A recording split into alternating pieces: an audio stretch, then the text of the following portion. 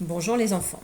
Aujourd'hui, nous allons aborder une notion de révision de géométrie que vous avez déjà bien commencé à voir depuis quelques années. Ce sont les quadrilatères. L'objectif de la séance est donc de travailler en géométrie. Nous allons découvrir d'une part les propriétés des différents quadrilatères et nous allons dans un deuxième temps apprendre à les tracer. Tout ceci servira lors de la réalisation de programmes de construction.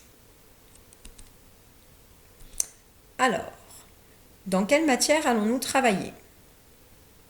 Je vous laisse répondre. En géométrie, c'est exact. Et qu'allons-nous apprendre aujourd'hui? Je vous laisse répondre.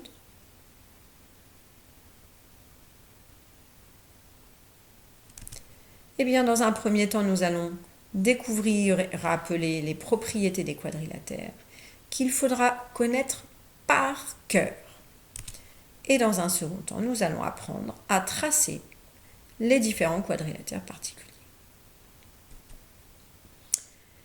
Pour ça, vous avez quelques connaissances déjà acquises et nous allons rappeler ce que c'est qu'un quadrilatère. Un quadrilatère, c'est un polygone à 4 côtés. Un polygone étant une figure plane fermée dont les côtés sont constitués de segments. Voici un quadrilatère quelconque, un deuxième quadrilatère quelconque, un troisième quadrilatère qui lui porte un nom. Il est un peu particulier, c'est un quadrilatère qui s'appelle un trapèze. Ici, vous avez un autre quadrilatère particulier qui s'appelle un parallélogramme, dont nous allons d'ailleurs parler aujourd'hui. Vous avez un losange, aussi quadrilatère particulier dont nous parlerons aujourd'hui. Le rectangle, à nouveau un quadrilatère particulier qu'on étudiera aujourd'hui. Et pour finir, le carré, pareil, un quadrilatère particulier qu'on travaillera aujourd'hui. Alors, pour commencer, nous allons nous intéresser au rectangle. Le rectangle est donc un quadrilatère particulier, comme je viens de vous le dire, parce que ses côtés opposés sont égaux. 1 et 2 grands, 2 petits. Ses côtés opposés sont parallèles. Les 2 grands côtés sont parallèles entre eux. Et les 2 petits côtés sont parallèles entre eux. Ce quadrilatère possède 4 angles droits. 1, 2, 3 et 4. Et ces diagonales ont la particularité d'être de la même longueur et de se couper en leur milieu. Ce qui veut dire que de chaque côté du milieu, il y a la même longueur pour les 2 diagonales. Alors, cite-moi 3 particularités du rectangle. Je te laisse quelques minutes pour réfléchir.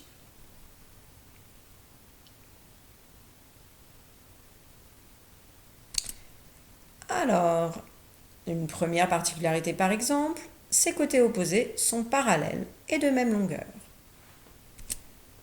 C'est un quadrilatère qui a 4 angles droits. Et pour finir, ses diagonales sont de même longueur et se coupent en leur milieu. Maintenant, voyons le carré. Le carré est aussi un quadrilatère particulier, puisqu'il possède 4 côtés égaux. 1, 2, 3 et 4. D'autre part, ses côtés opposés sont eux aussi parallèles. 2 côtés opposés parallèles et 2 côtés opposés parallèles. Il possède 4 angles droits, comme le rectangle.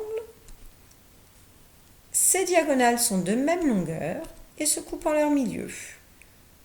Et en plus, elles sont perpendiculaires.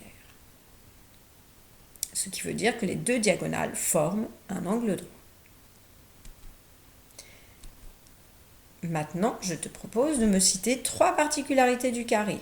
Tu peux mettre pause, les écrire ou réfléchir. Lorsque tu les as, tu relances. C'est parti.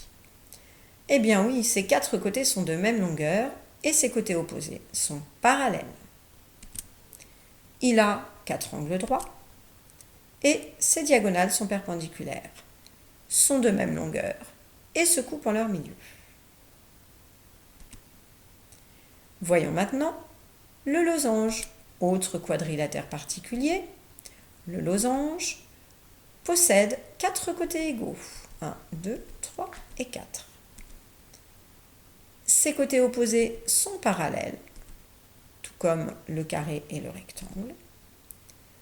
Ces diagonales se coupent en leur milieu, comme le carré et le rectangle, mais elles n'ont pas la même longueur. Et par contre, ces diagonales sont perpendiculaires, comme le carré. Cite-moi maintenant 2 particularités du losange. Je te laisse mettre en pause, réfléchir et tu relances lorsque tu les as.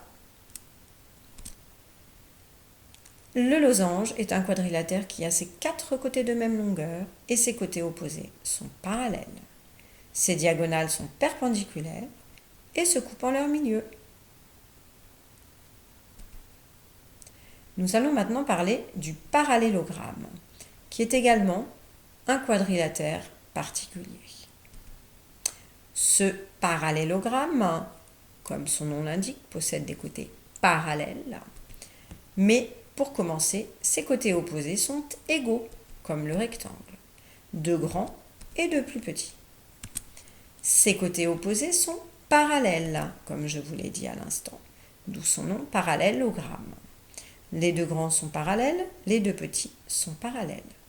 Par contre, lui n'a pas d'angle droit, mais ses diagonales se coupent aussi en leur milieu.